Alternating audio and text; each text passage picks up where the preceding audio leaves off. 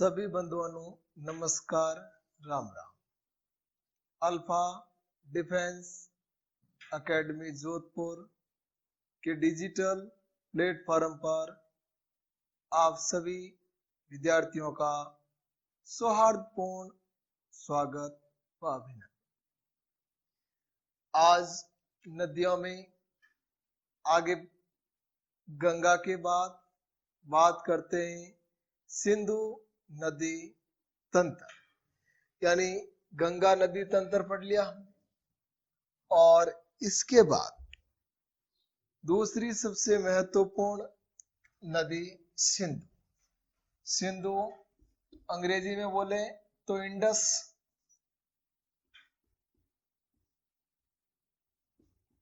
सिंधु नदी तंत्र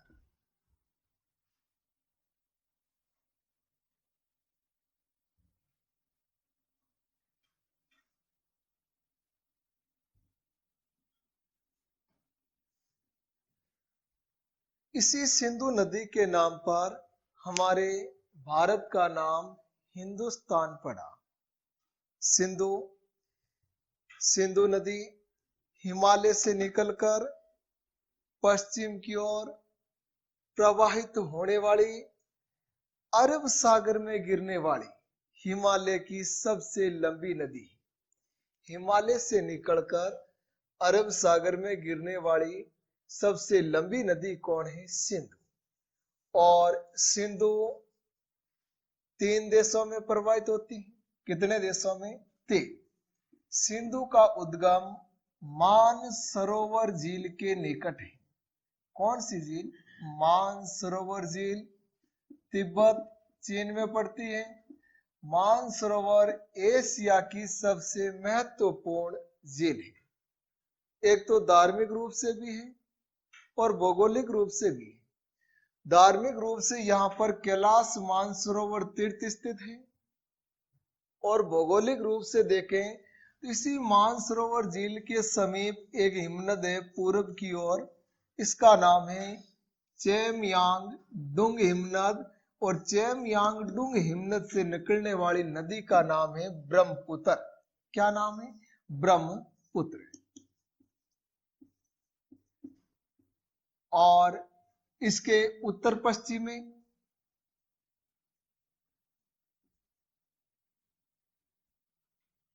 मानसरोवर झील के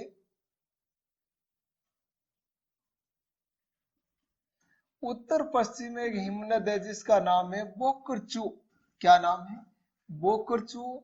और इसी बोकरचू हिमनद या ये बोकरचू हिमनद मुख्य रूप से किनका स्रोत है? सिंधु नदी का। बोकरचू हिमनद किसका स्रोत है? सिंधु नदी का।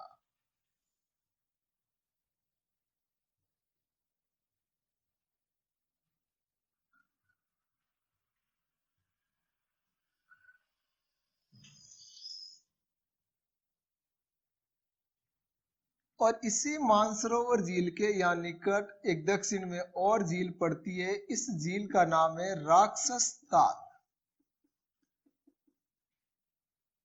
राक्षस ताल अलग है, और एक जगह है राक्षस तगड़ी। राक्षस तगड़ी यानी तालीकोटा युद्ध को कहते हैं। और राक्षस ताल झील है वो सतलज नदी का स्रोत है। बात करते हैं हम सिंधु नदी तंत्र। सिंधु नदी तंत्र सिंधु की कुल लंबाई है वह 2880 किलोमीटर। कितनी है? 2880। हो सकता है कुछ गाइडों में अलग भी मिले। सिंधु बोकरचू हिमनद यानी तिब्बत चीन से निकलती है, और तिब्बत में सिंधु को कहा जाता है शेरमुख। तिब्बत में किस नाम से जाना जाता है? शेरमुख। यानी शेरमुख नाम कहां पर है? तिब्बत में। तिब्बत में सिंधु को शेरमुख नाम से जाना जाता है। सिंधु नदी की बात की जाए, प्राचीन दुनिया की सबसे आधुनिक नगरीय सभ्यता, दुनिया की सबसे आधुनिक नगरीय सभ्यता किस नदी के किनारे विकसित हुई? सिंधु नदी के किनारे। दुनिया की सबसे आधुनिक नगरीय सभ्यता और सिंधु नदी के किनारे विकसित हुई, इसीलिए नाम क्या दे दिया, सिंधु घाटी सभ्यता। क्या नाम दे दिया गया, सिंधु घाटी सभ्यता कांस्य युगीन नगरीय सभ्यता थी। और सिंधु की बात अगर अंतिम रूप से, तो अंतिम रूप से सिंधु कहां पर, अरब सागर में विलय होती है, अरब सागर में गिरती है। अब बात सिंधु की विस्तार से। उद्गम मानसरोवर के निकट बोखरचू हिमनद, हिमनद का नाम क्या है, बोखरचू, और किस झील के निकट से आती है, मानसरोवर, तिब्बत चीन, एशिया की सबसे महत्वपूर्ण झील है मानसरोवर। एक बात और ध्यान रखना है विद्यार्थियों, सिंधु नदी भारत में मुख्य रूप से या केवल लेह लद्दाख से गुजरती है। भारत में कहां से गुजरती है, लद्दाख से, भारत के लद्दाख के वर्तमान लेह क्षेत्र से गुजरती है। और सिंधु की भारत में लंबाई है 1114 किलोमीटर, यानी टोटली 2880 किलोमीटर है। उनमें से अपने भारत से ये कितना गुजरती है, 1114 किलोमीटर।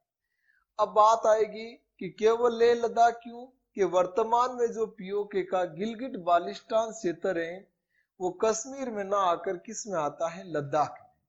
तो सिंधु कहां से गुजर रही है, लेह लद्दाख। सिंधु आगे अटक जगह कहां पर है, पाकिस्तान में। और अटक से सिंधु कहते हैं कि मैदानी भागों में प्रवेश करती है। कहां से करती है, अटक से। अटक पाकिस्तान में। और कटक कहां पर है, कटक भारत के ओडिशा में, कटक ओडिशा। अगर सिंधु की ओर प्राचीन नगर की ध्यान दी जाए तो प्राचीन मोहनजोदड़ो, कई बार सीधा पूछ लेते हैं कि दुनिया का सबसे प्राचीन महानगर या दुनिया का सबसे प्राचीन नगर या सबसे प्राचीन बड़ा नगर, तो कौन होगा, मोहनजोदड़ो। मोहनजोदड़ो किसके किनारे, सिंधु नदी के किनारे विकसित हुआ। और मोहनजोदड़ो का शाब्दिक अर्थ है, मोहनजोदड़ो का शाब्दिक अर्थ है मृतकों का टीला। क्या है, मृतकों का टीला। अक्सर अगर हम अपनी लोकल भाषा में बोले तो मृतकों का टीला यानी जहां मृत व्यक्ति का दाह संस्कार किया गया वहां पर क्या होती है, राख। और राख से याद रखना है राखलदास बनर्जी। राखलदास बनर्जी ने 1922 में खोज की थी किसकी, मोहनजोदड़ो की, या मोहनजोदड़ो का उत्खनन राखलदास बनर्जी 1922। और मोहनजोदड़ो का शाब्दिक अर्थ मृतकों का टीला। मोहनजोदड़ो नगर किस नदी के किनारे, सिंधु। वर्तमान में सिंधु के किनारे बड़ा शहर है पाकिस्तान का कराची। कौन सा शहर है, कराची। और कराची के पूर्व में कहते हैं कि आगे जाकर सिंधु कहां मिल जाती है, अरब सागर में। अगर सिंधु की सहायक नदियों में देखें तो बहुत सारी लगभग सहायक नदियां हैं। पहले हम बात करते हैं दाईं ओर या कह दें उत्तर से मिलने वाली। तो उत्तर से मिलने वाली में एक तो हो गई श्योक, कौन सी नदी हो गई, श्योक। लेकिन उत्तर से और मिलने वाली में एक प्रमुख नदी है, या हम कह दें जो दाईं ओर से, तो वो है काबुल। काबुल अफगानिस्तान की राजधानी काबुल से आती है कौन सी नदी, काबुल। और यानी काबुल से आती है तो नदी का नाम भी क्या दे दिया, काबुल नदी। काबुल किसकी राजधानी है, अफगानिस्तान की। और काबुल में किसका मकबरा है, तो बाबर का मकबरा कहां पर है, काबुल। और बाबर की भारत के खिलाफ प्रथम विजय क्या थी, काबुल। लेकिन अगर पूछ ले भारत में रहते हुए काबुल किसने जीता था, तो भारत में रहते हुए काबुल अभियान क्या था, अकबर ने। भारत में रहकर या भारत में दिल्ली प्रशासन करते हुए काबुल जीतने वाला कौन था, अकबर। तो उत्तर की ओर से कह दियो या दाईं ओर से मिलने वाली में वैसे श्योक वगैरह बहुत सारी नदियां, सिगार, श्योक, लेकिन काबुल सियोग ये दो थोड़ी महत्वपूर्ण नाम। जब सहायक नदियों की बात आए तो अक्सर अपने कौन से नाम पूछे जाते हैं? सिंधु की सहायक नदियों में नाम पूछे जाते हैं, या तो कह दियो अपन बाई ओर से, या कह सकते हैं बाई ओर या दक्षिण, या अपने इसकी साइड से। तो बाई ओर से सिंधु में मिलने वाली सहायक नदियों में सबसे महत्वपूर्ण सहायक नदी है चिनाब।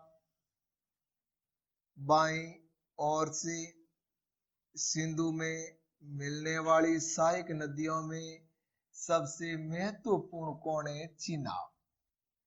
यानी बाकी जितनी भी सहायक नदियां हैं वो किन के साथ? चिनाब के साथ मिलकर किसमें मिलती है? सिंधु में। चिनाब का उद्गम लाहौल घाटी, देखो लाहौर अलग है और लाहौल अलग है, लाहौल घाटी। और ये लाहौल घाटी कहां पर है? हिमाचल प्रदेश। लाहौल घाटी हिमाचल प्रदेश, जहां से चिनाब का उद्गम होता है उस दरे का नाम है बारालाचा दरा। कौन सा दरा? बारालाचा दरा।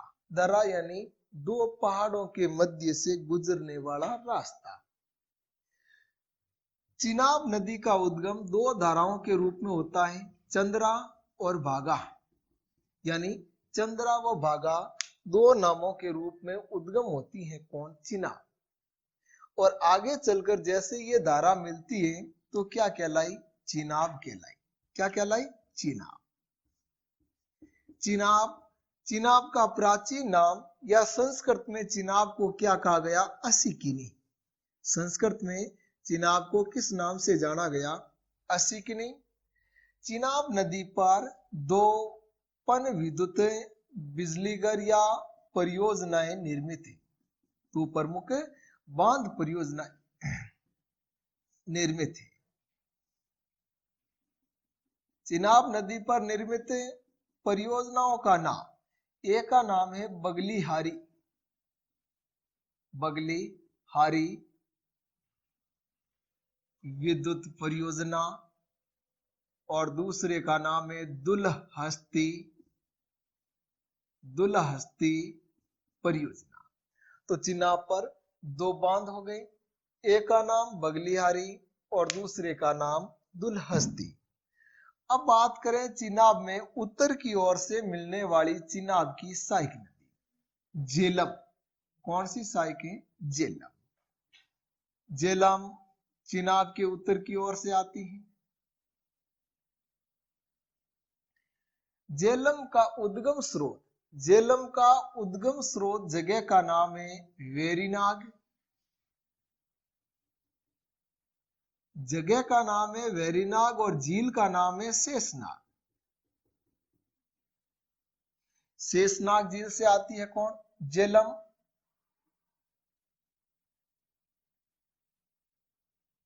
वेरीनाग जम्मू एंड कश्मीर, यानी ये जो वेरीनाग व शेषनाग स्रोत है वो कहां हो गए? जेएंड के।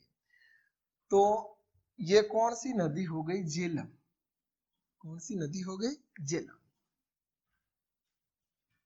और इतिहास में भी अगर देखा जाए तो झेलम का इतिहास बहुत महत्वपूर्ण है। झेलम जिनका प्राचीन नाम वितस्ता, झेलम को यूनानी भाषा में कहा गया हाइडे स्पीच। जब हाइडे स्पीच नाम पढ़ते हैं तो लगभग अधिकांश विद्यार्थीगण समझ जाते हैं कि हाइडे स्पीच युद्ध की बात। लेकिन जरूरी नहीं कि अपने को हाइडे स्पीच पूछे, ये भी पूछ सकते हैं वितस्ता की लड़ाई या झेलम की लड़ाई या झेलम के किनारे लड़ी गई महान लड़ाई।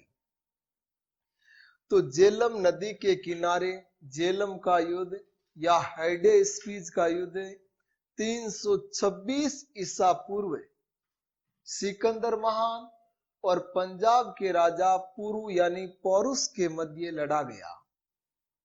और हाइडे स्पीच युद्ध में कहते हैं कि सिकंदर विजयी हुआ और पौरुष की हार हुई। लेकिन उसकी वीरता को देखते हुए सिकंदर ने पौरुष को पुनः स्वतंत्र कर दिया था, लेकिन साथ में एक बात और ध्यान रखना है कि पौरुष पर आक्रमण करने के लिए सिकंदर को उत्साहित किया था तक्षशिला के शासक आम्भी ने। यानी प्रथम गद्दार कौन हुआ था? आम्भी। और गद्दारी की वजह से सर्वाधिक विदेशी आक्रमणों से प्रताड़ित होता रहा अपना भारत देश। झेलम शेषनाग से प्रवाहित होकर आगे एक और झील है जिससे होकर प्रवाहित होती है। झीलों में मैंने आपको ये पढ़ा दिया है वुल्लर। तो वुल्लर झील से होकर प्रवाहित होने वाली नदी कौन है? झेलम। वुल्लर झील से होकर प्रवाहित होने वाली नदी कौन हो गई? झेलम। वुल्लर भारत में प्राकृतिक ताजे मीठे पानी की सबसे बड़ी झील है और यहीं पर निकट सम्राट अशोक ने एक शहर बसाया, एक नगर का श्री गणेश किया। और वो नगर कौन सा है? श्रीनगर। तो श्रीनगर शहर किसने बसाया? सम्राट अशोक ने। झेलम के किनारे झेलम नदी पर निर्मित प्रमुख परियोजना, झेलम नदी पर निर्मित प्रमुख परियोजना में है तुलबुल परियोजना। कौन सी परियोजना? तुलबुल पन विद्युत परियोजना या तुलबुल बांध परियोजना।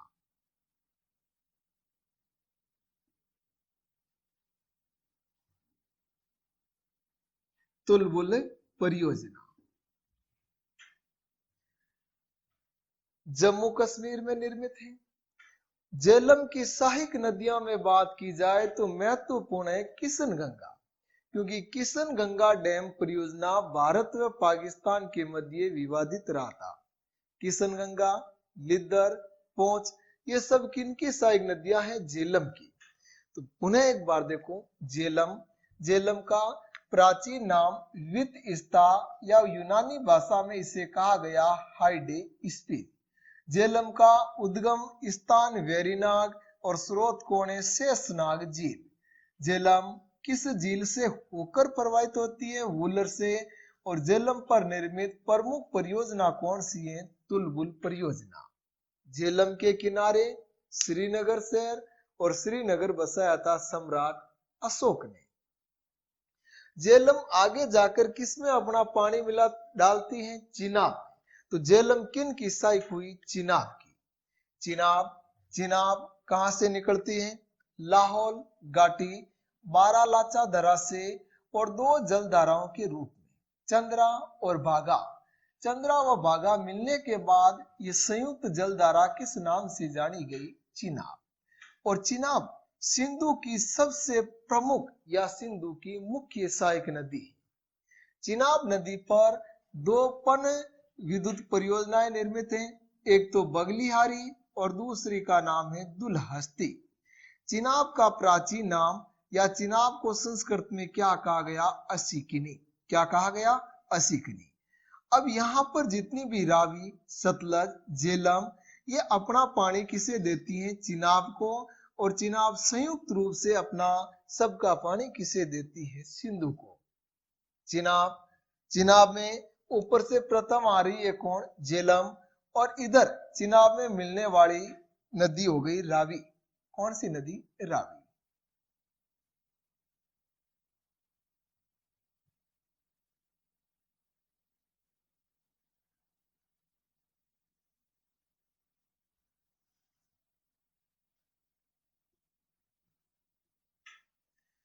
रावी नदी, रावी नदी, रावी नदी का उद्गम स्रोत है कांगड़ा घाटी। कौन सी घाटी? कांगड़ा, कांगड़ा घाटी।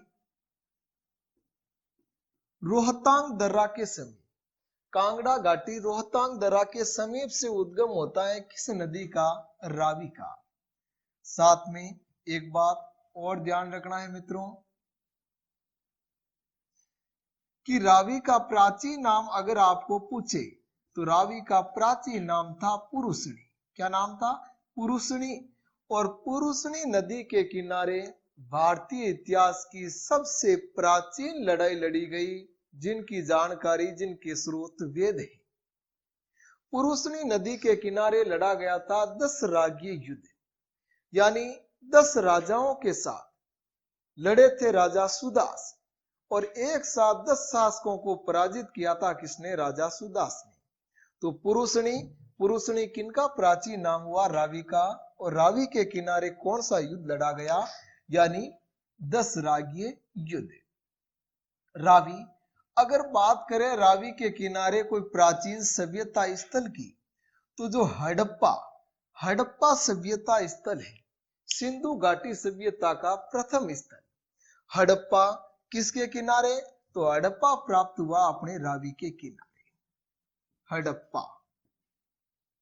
वर्तमान में रावी के किनारे पाकिस्तान का कौन सा शहर है? लाहौर।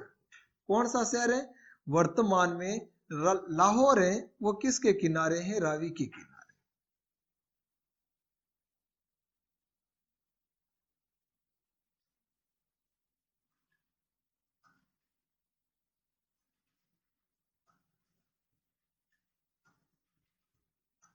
और लाहौर से ध्यान रखना, साथ में इतिहास का भी क्वेश्चन पूछा जाता है।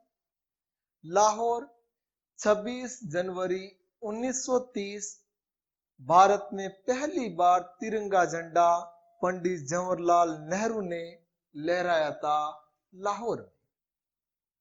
अगर आजादी के बाद की बात करें कोई इतिहास की, तो द बैटल ऑफ 1965 1965 की लड़ाई में 17 जाट रेजिमेंट ने लाहौर पर तिरंगा झंडा फहराया था। लाहौर किसके किनारे? रावी के किनारे। और प्राचीन कौन सा शहर, कौन सा सभ्यता स्थल, कौन सा नगर? हड़प्पा।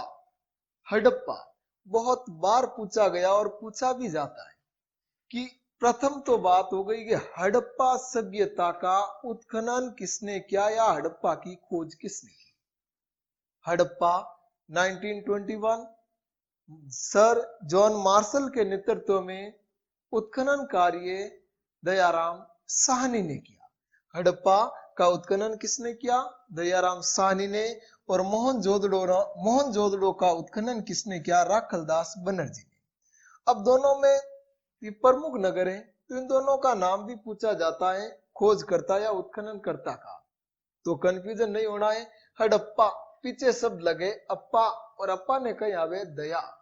हड़प्पा यानी अप्पा, अप्पा को क्या आ रही है? दया, यानी दयाराम साहनी। मोहनजोदड़ो शाब्दिक अर्थ है मृतकों का टीला, और लोकल भाषा में अगर देखा जाए तो मृतकों के टीले में क्या है? राख, यानी राखलदास बनर्जी। किनके खोजकर्ता? मोहनजोदड़ो की। रावी नदी के किनारे अगर आपको पूछ ले अपने भारत में वर्तमान में कौन सी जगह, कौन सा शहर है, तो रावी के किनारे वर्तमान में भारत की जगह है पठानकोट। पठानकोट। पठानकोट रावी के किनारे है।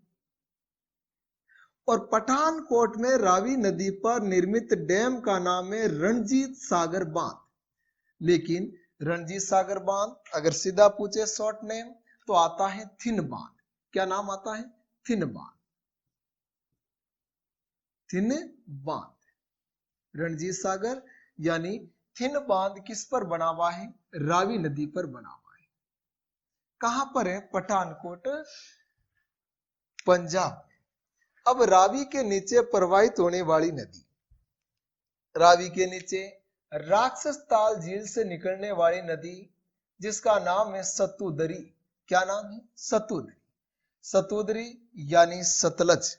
कौन सी नदी? सतलज। सतलज का उद्गम स्रोत है, सतलज का जो उद्गम स्रोत है वो कहां पर है? तिब्बत में, मानसरोवर झील के निकट है। झील कौन सी? राक्षस ताल। और राक्षस ताल झील से सतुदरी यानी सतलज नदी का उद्गम होता है। राक्षस ताल से किनका उद्गम होता है? सतुदरी का। सतलज सिपी किला दरा, सिपी किला दरा यानी जो दर्रा, दो पहाड़ों के मध्य का रास्ता। सिपी किला दर्रा से तिब्बत से कहां प्रवेश करती है? भारत में। लेकिन विद्यार्थियों एक बात और ध्यान रखना है, अगर आपको क्वेश्चन पूछ ले, सतलज बहुत महत्वपूर्ण नदी, अगर क्वेश्चन पूछ ले कि सतलज नदी भारत के किस राज्य से प्रवेश करती है, तो हिमाचल प्रदेश से भारत में प्रवेश करती है कौन? सतलज। सतलज नदी पर हिमाचल प्रदेश में एक बहुत बड़ी विद्युत परियोजना या कह दियो बहुत बड़ी बहुउद्देशीय परियोजना निर्मित है, और इस बहुउद्देशीय परियोजना का नाम है नाथपा जाखरी परियोजना। क्या नाम है? नाथपा जाखरी परियोजना। नाथपा जाखरी बहुउद्देशीय परियोजना कहां पर हो गई? हिमाचल प्रदेश, और इसे एशिया की सबसे बड़ी बहुउद्देशीय परियोजना के रूप में जाना जाता है। नाथपा जाखरी के आगे बढ़े तो सतलज नदी पर बना हुआ यानी जो भारत की दूसरी बहुउद्देशीय परियोजना के तहत एक बहुत बड़ा डैम, और इस बांध का नाम है भाखड़ा। देखो भाखड़ा नागल पढ़ते नाम साथ में, भाखड़ा नागल, लेकिन भाखड़ा और नागल दोनों ही अलग अलग बांध हैं। भाखड़ा डैम, भाखड़ा बांध। भाखड़ा बांध कहां पर बना हुआ है? भाखड़ा बांध बिलासपुर हिमाचल प्रदेश। बिलासपुर हिमाचल प्रदेश, एक बिलासपुर छत्तीसगढ़ में भी है। और भाखड़ा डैम के पीछे एक बहुत बड़े जलाशय का निर्माण हुआ है, और इस जलाशय का नाम है गोविंद सागर। भाखड़ा बांध के पीछे जो झील बनी है, इस झील का नाम क्या है? गोविंद सागर। भाखड़ा बांध, भाखड़ा बांध की आधारशिला अगर आपको पूछ भी ले तो बंधुओं, भाखड़ा बांध की आधारशिला 1948 में रखी गई, और भाखड़ा बांध यानी पूर्णतः बनकर तैयार हुआ था। इसे राष्ट्र को समर्पित कब किया गया? राष्ट्र को समर्पित 1963 में किया गया, और समर्पित किया था किसने? पंडित जवाहरलाल नेहरू ने। और पंडित जवाहरलाल नेहरू ने भाखड़ा बांध को एक संज्ञा दी, पुनरुद्धित भारत का नवीन मंदिर या चमत्कारी विराट वस्तु। चमत्कारी विराट वस्तु या पुनरुद्धित भारत का नवीन मंदिर किसे कहते हैं? भाखड़ा बांध को। और ये संज्ञा देने वाला व्यक्ति, शख्सियत कौन है? जवाहरलाल नेहरू। भाखड़ा, भाखड़ा भारत का सबसे ऊंचा या भारत का सबसे बड़ा गुरुत्व बांध है।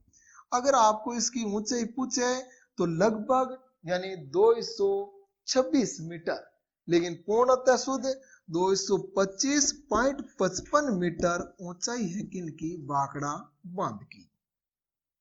भाखड़ा के जस्ट आगे यानी भाखड़ा के आगे इस बांध की सुरक्षा के लिहाज से बनाया गया बांध है जिसका नाम है नागल। और नागल डैम कहां पर है? रोपड़ जिला पंजाब। नागल बांध कहां पर है? रोपड़ जिला पंजाब, नागल। और नागल डैम रोपड़ पंजाब में। भाखड़ा नागल बहुउद्देशीय परियोजना, भाखड़ा नागल बहुउद्देशीय परियोजना राजस्थान, पंजाब और हरियाणा की संयुक्त परियोजना है। सतलज नदी में, सतलज नदी में या उत्तर से आकर सतलज में मिलने वाली नदी का नाम है व्यास। क्या नाम है? व्यास। और व्यास को संस्कृत में कहा गया है विपाशा। क्या कहा गया है? विपाशा। व्यास नदी का उद्गम, व्यास का उद्गम होता है व्यास कुंड, और व्यास कुंड कहां पर पड़ता है? हिमाचल प्रदेश में। व्यास कुंड हिमाचल प्रदेश से आने वाली नदी का नाम है व्यास। क्या नाम है? व्यास। और व्यास नदी पर 2 बांध निर्मित है। व्यास पर कितने बांध निर्मित है? 2। उन दोनों बांधों का नाम, एक का नाम है पोंग और दूसरे का नाम है पंडो। क्या नाम है? पोंग व पंडो बांध। पोंग डैम, दूसरे का नाम पंडो। इन दोनों से नहरें निकाली गई है। एक का उद्देश्य हो गया शीतकाल में इंदिरा गांधी नहर के लिए जल आपूर्ति बनाए रखना, और दूसरे का यानी भाखड़ा बांध में जल आपूर्ति पूर्णतः बनाए रखना, जिसे नहर द्वारा जोड़ा गया। अब व्यास व्यास आकर किसमें मिल रही है? सतलज में। और सतलज व व्यास का संगम कहां पर है? सतलज व व्यास का संगम है फिरोजपुर पंजाब। सतलज में आकर व्यास कहां पर मिलती है? फिरोजपुर। फिरोजपुर पंजाब में। फिरोजपुर पंजाब में जहां पर सतलज और व्यास का संगम हो रहा है वहां एक बांध बना हुआ है और इसी बांध का नाम है हरि के बैराज। इस बांध का नाम क्या है? हरि के बैराज। हरि के बैराज किस पर हो गया? व्यास व सतलज के संगम पर जो बना हुआ डैम है उसका नाम है हरि के बैराज। और हरि के बैराज से निकाली गई नहर है इंदिरा गांधी नहर। कौन सी नहर? इंदिरा गांधी। दुनिया की सबसे लंबी नहर है इंदिरा गांधी। इंदिरा गांधी नहर भारत की भी सबसे लंबी, जब दुनिया की हो गई तो भारत की भी क्या है? लंबी। मरुस्थल की जीवन रेखा मरुगंगा नाम से भी संबोधित करते हैं। नहर की बात आए तो भारत में सर्वप्रथम नहरी विधि द्वारा सिंचाई प्रणाली गयासुद्दीन तुगलक ने प्रारंभ की। दुनिया में सर्वाधिक नहरों वाला देश है पाकिस्तान। दुनिया की सबसे महत्वपूर्ण व्यापारिक नहरों में स्वेज नहर, कील नहर व पनामा नहर शामिल है। स्वेज नहर यानी भूमध्य सागर व लाल सागर को जोड़ती है तथा एशिया को अफ्रीका से अलग करती है। निर्माण 1869। कील नहर उत्तरी सागर व बाल्टिक सागर को जोड़ती है। कील नहर वर्तमान जर्मनी के अधीन और स्वेज नहर पर आधिपत्य मिस्र का। पनामा यानी दो महासागरों को प्रशांत और अटलांटिक को जोड़ने का काम करती है। पनामा उत्तरी अमेरिका व दक्षिणी अमेरिका के मध्य स्थित नहर है। ये कौन सी हो गई? इंदिरा गांधी नहर। इंदिरा गांधी।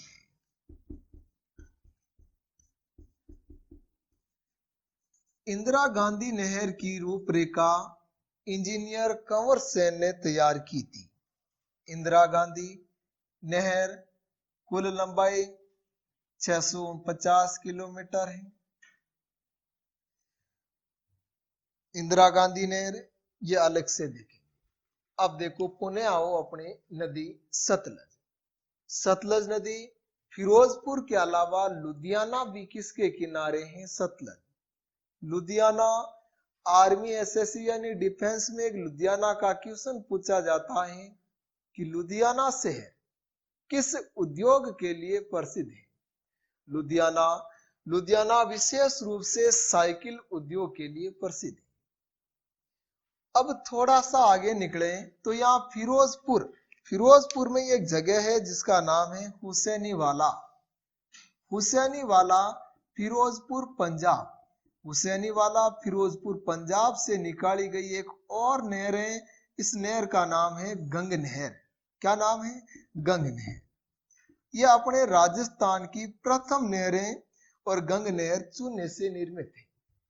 सतलज आगे चलकर अपना पानी किसमें डालती है? चिनाब। अगर परियोजनाओं, सिंचाई परियोजना या बहुउद्देशीय परियोजनाओं के लिहाज से देखा जाए तो भारत की सबसे महत्वपूर्ण नदी जो सिंधु की शाखा को, उनमें कौन है? सतलज नदी। और ये जो सतलज, व्यास, चिनाब, रावी और झेलम, एक बार पुनः देखो, झेलम, चिनाब, रावी, व्यास और सतलज कितनी नदियां हैं? 5।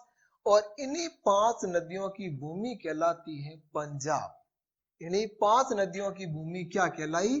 पंजाब। यानी अगर पूछ भी ले पंजाब नाम क्यों पड़ा तो 5 नदियों की भूमि का जो प्रदेश है वो क्या कहलाया? पंजाब कहलाया। सिंधु।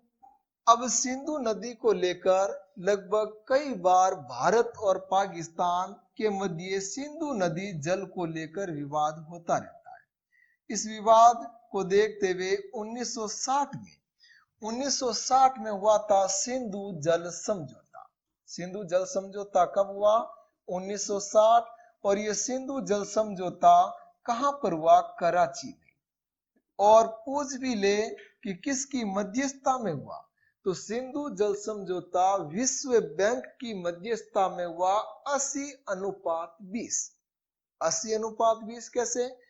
कि सिंधु, झेलम और चिनाब का 80% जल पाकिस्तान उपयोग करेगा और 20% भारत।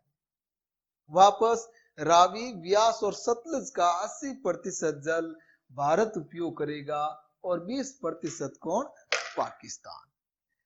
अब बात करें एक बार पुनः देखो सिंधु, तो सिंधु का उद्गम कहां से हो रहा? बोकरचू हिमनद। बोकरचू हिमनद कहां पर है? तिब्बत, चीन।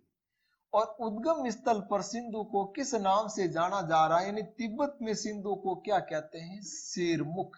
क्या कहा गया? शेरमुख। सिंधु भारत में कहां से गुजरती है? लेह लद्दाख।